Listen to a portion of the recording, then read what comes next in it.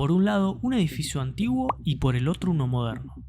Pero ¿qué pensarías si te digo que de hecho esto se construyó antes que esto? Año 1926, un periodo muy marcado por eventos tales como la Revolución Industrial, la Primera y Segunda Guerra Mundial y la ruptura que representó el cubismo en el mundo del arte. En este contexto es que surgen varios arquitectos con diferentes propuestas o conceptos que aplican a la arquitectura, llamándola como nueva arquitectura o más bien arquitectura moderna. Pero para entender esto mejor, vayamos al contexto.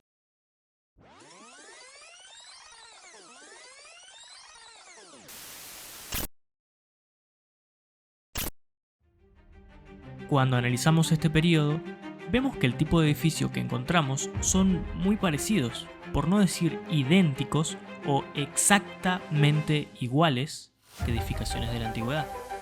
Y te preguntarás, ¿por qué? Digamos que básicamente porque creían que había que volver a las bases donde residía la verdadera esencia de la arquitectura. Lo que puede sonar bonito, pero terminó reduciéndose a simplemente copiar estilos arquitectónicos del pasado. Algo que me pasa cuando pienso en este tipo de arquitectura es imaginarme esa época más o menos como algo así.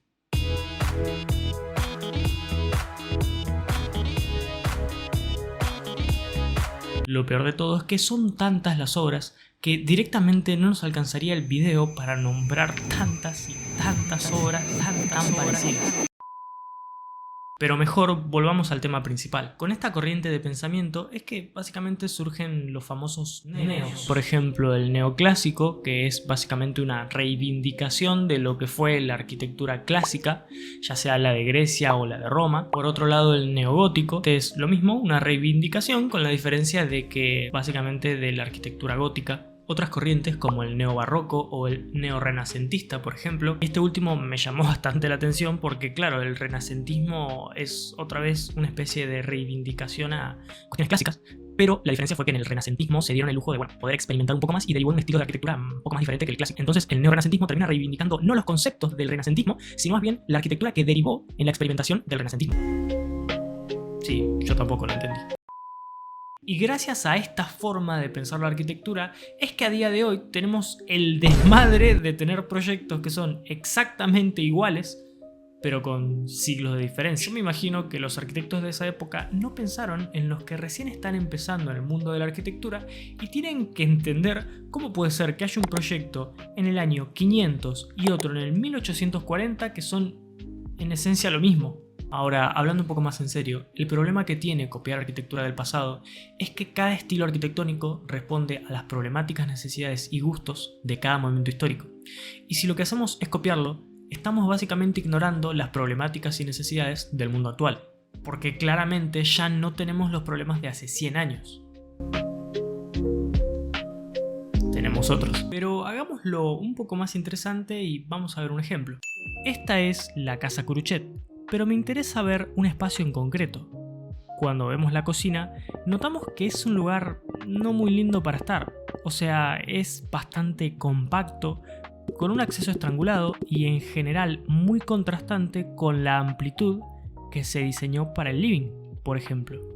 Y te estarás preguntando cómo puede ser que hayan diseñado un living tan amplio, pero en cambio a la hora de diseñar la cocina la hayan hecho tan incómoda. Pero este tipo de situaciones se entiende cuando se analiza la obra en su contexto. Y en este caso, la Casa Curuchet se construye en 1953. En este año, las cocinas en general se veían como un lugar simplemente de servicio. Sería impensado a día de hoy construir una cocina así. Básicamente porque estaríamos ignorando el uso y el significado que tienen las cocinas en el mundo actual. Pero esta cocina incómoda y sin espacio en 1953 tenía todo el sentido del mundo. Volviendo al tema principal y ahora sí entendiendo el contexto de la arquitectura a finales del siglo XIX, volvamos a estos tres arquitectos.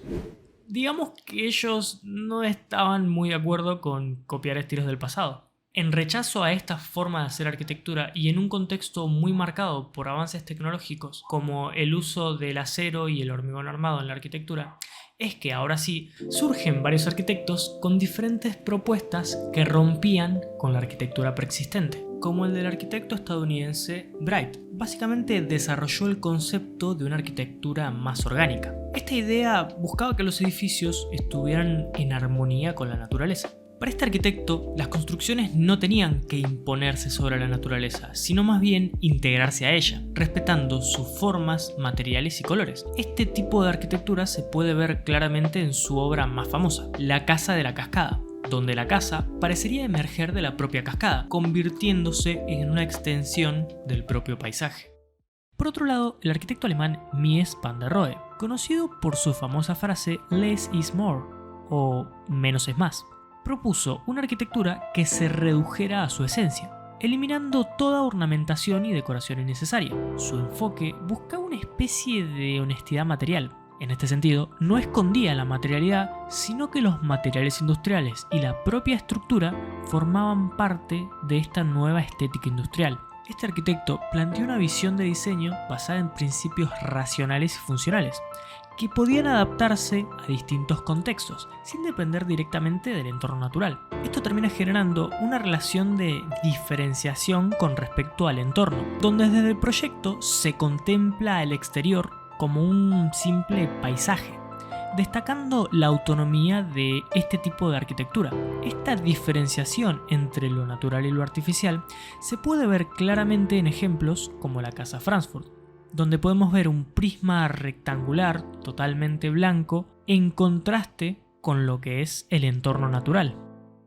Y por otro lado tenemos a Le Corbusier, un arquitecto suizo-francés considerado por muchos como uno de los padres de la arquitectura moderna. No solo por sus proyectos, sino también por ser uno de los arquitectos que sentó las bases de la arquitectura moderna, a través de uno de sus libros más conocidos, Hacia una nueva arquitectura. En este libro plantea a través de una especie de manifiesto los 5 puntos que tiene que cumplir un proyecto para formar parte de esta nueva arquitectura. Y al hablar de los 5 puntos de la arquitectura moderna, es imposible no mencionar a uno de sus proyectos más famosos, donde aplicó estos 5 puntos muy claramente. Estamos hablando de la Ville Savoye.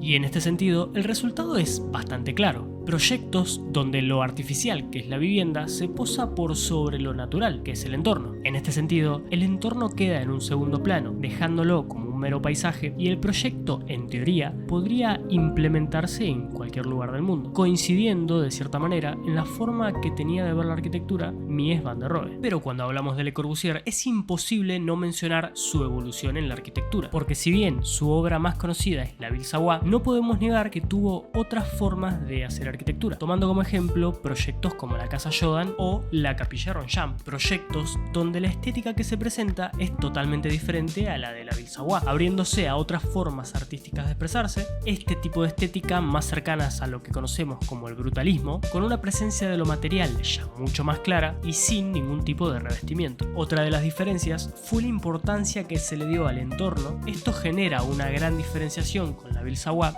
básicamente porque ya no es algo universal que se puede plantear en cualquier sitio, sino que revaloriza mucho más el contexto y la cultura donde se plantea el proyecto.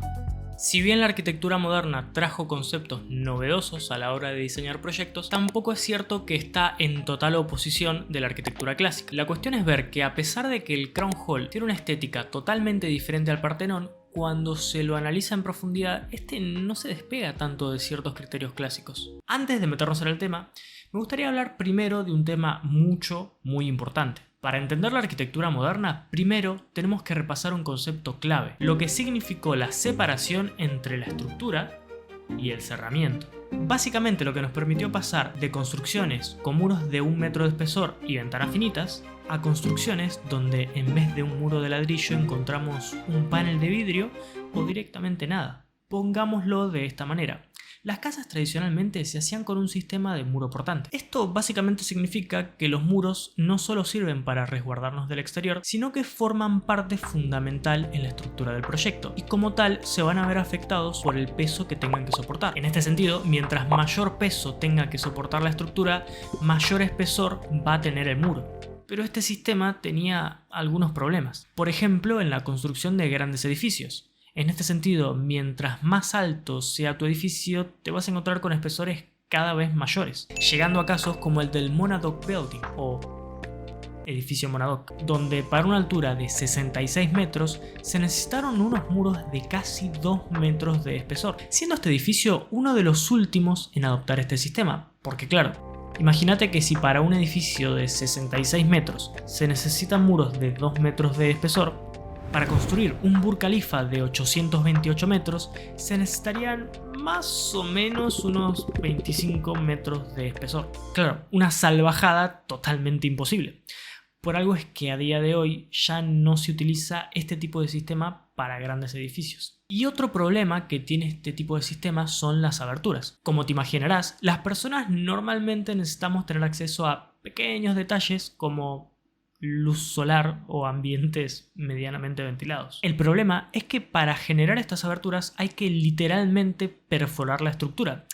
Y como sabrás, no es muy recomendable andar haciendo huecos en lo que te está sosteniendo la casa. Por eso es que en este tipo de sistema las aberturas son tan controladas, ya que mayor cantidad de aberturas significa menor resistencia estructural. Hasta que de repente surgen sistemas como el del hormigón armado o el acero laminado y rompen con todos estos problemas. La estructura pasa a ser de elementos lineales y puntuales, lo que conocemos como columnas y vigas, y estas son las que se encargan de distribuir las cargas y hacer de soporte para el proyecto. Esto resultó en que ahora ya da igual el grosor del muro, el material o si directamente decidís no colocar un cerramiento. Y por esto es que decimos que la estructura pasa a ser totalmente independiente del cerramiento. Y estos avances tecnológicos fueron los que dieron pie a explorar diferentes opciones, ahora con una mayor libertad de diseño. Pero otra vez, ¿por qué no lo hacemos un poco más interesante y pasamos a ver algún ejemplo? Esta es la Vilsawa, pero lo que me interesa ver es cómo aplica el concepto planta libre. Cuando nos metemos en la planta podemos notar claramente el tramado estructural que hacen las columnas. Y cuando vemos los cerramientos, estos no siguen ese tramado estructural, sino que son más bien independientes. Una de las características principales que ofrece la planta libre es que vos podrías reconfigurar todo el interior sin comprometer la estructura, lo que da mucha mayor libertad de diseño. Pero vamos a ver cómo se aplica este concepto a un espacio en concreto. Esta es la sala de estar y como te darás cuenta es un espacio totalmente abierto y flexible al uso que quieras darle. Quiero decir, Le Corbusier lo planteó de esta manera, pero tranquilamente podríamos verlo así. O podríamos diseñarlo hasta para hacer un asado y tomar unas cervezas mientras jugamos a la Play. Pero creo que me estoy yendo un poco de tema. No habría ningún tipo de problema porque no estaríamos afectando la estructura del proyecto. Y como te habrás dado cuenta, se pueden ver los pilares a simple vista. Ahora, imagínate que este espacio sin este tipo de sistema sería totalmente imposible, porque tendríamos que colocar muros entre pilar y pilar. En este sentido, las aberturas tendrían que ser menores y con todo esto, básicamente podremos decir que se traduce en un espacio de mierda. Pero todavía nos estaría quedando una última cosa por resolver. ¿Cuál es la relación que tiene la arquitectura moderna con la arquitectura clásica? La respuesta es básicamente que ninguna. Este es el Partenón. ¿Y qué hicieron en el neoclásico? Básicamente lo copiaron en otro lado, le cambiaron la simbología y dijeron: acá está, arquitectura neoclásica. Ahora, en la modernidad, en vez de copiar de manera literal, lo que hicieron fue analizar qué criterios de proyecto tomaron para llegar a ese resultado. Por ejemplo, el Partenón es un proyecto totalmente simétrico. Esto quiere decir que podemos trazar un eje y lo que pasa de un lado está pasando también del otro lado.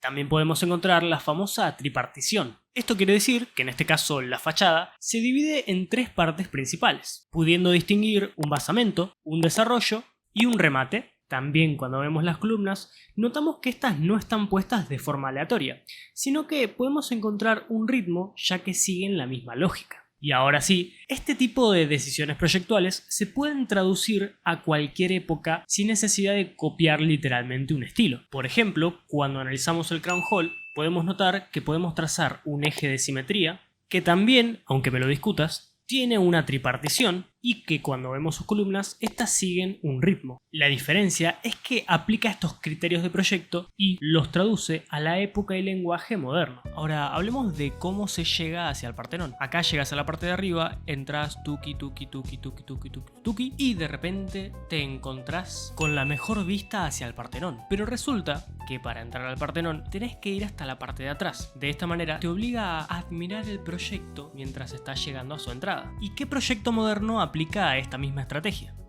Sí, la Bildsawa.